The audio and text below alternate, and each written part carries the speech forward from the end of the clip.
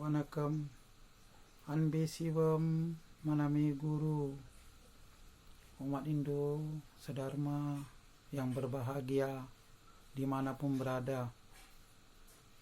Pada kesempatan kali ini, saya akan menguraikan atau berbagi pengetahuan manfaat buah kelapa. Umat Hindu, khususnya kalangan Tamil, sudah saatnya lah untuk kita saling berbuka, berbagi pengetahuan. Jangan kami saja, orang-orang yang pintar, orang-orang terpelajar, dan para pendeta saja yang tahu. Masyarakat umum, orang banyak pun harus memahami setiap makna daripada upacara-upacara yang kita lakukan. Pada kesempatan kali ini saya akan menguraikan makna dan arti daripada buah kelapa. Kalau kita perhatikan, kalau kita beli sebuah kelapa di pasar, kita selalu mengatakan mereka cari kelapa yang bagus, yang selalu tertutup matanya. Kelapa mempunyai 3 mata. Jadi kita harapkan kelapa itu ketiga matanya waktu kita mau pakai upacara harus tertutup dengan serbuk atau istilahnya kurumbi. Jadi setelah kita bersihkan, sebelum dipecahkan kelapa, matanya jangan dibuka dulu.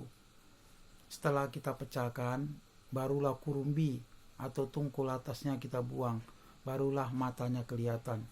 Itu diumpamakan seperti seorang narapidana ketika melakukan eksekusi atau ketika dilakukan hukuman mati, ataukah digantung atau ditembak.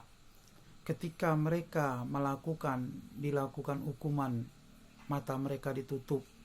Setelah ditembak atau dihukum atau digantung, barulah mata mereka dibuka.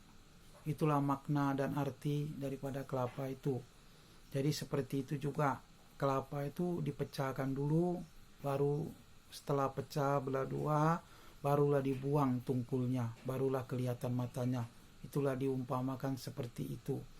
Satu lagi, kalau menurut sastra yang sebenarnya, wanita dilarang memecahkan kelapa. Kenapa? Karena ketika wanita memecahkan kelapa, dia akan memegang parang seperti ini. Dia akan kelihatan seperti seorang pembunuh. Sebenarnya wanita adalah disimbolkan seperti Laksmi yang selalu memberikan restu. Jadi tidak sesuai apabila wanita menggunakan parang. Dan kalau kita artikan kelapa, apabila kelapa ditanam, buah kelapa ditanam, dia akan menghasilkan, dia akan tumbuh, dia akan menghasilkan buah. Begitu juga dengan wanita, dia bisa menghasilkan seorang anak, bisa menghasilkan keturunan. Apabila seorang wanita memecahkan kelapa secara tidak langsung, berarti dia memecahkan kandungannya sendiri.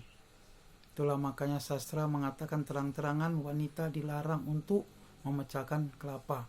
Apalagi yang masih muda-muda, yang masih gadis, secara tidak langsung dia memecahkan kandungan sendiri. Tapi kita juga harus paham, ini Kali Yuga. Banyak aturan dibuat dan banyak juga aturan untuk dilanggar. Kalau kita perhatikan di lampu merah, yang seharusnya bagaimana, semua sekarang sudah dilanggar. Umat Hindu yang berbahagia, pada kesempatan hari ini hanya itu yang bisa saya sampaikan. Semoga bermanfaat. Nandri, Wanakam.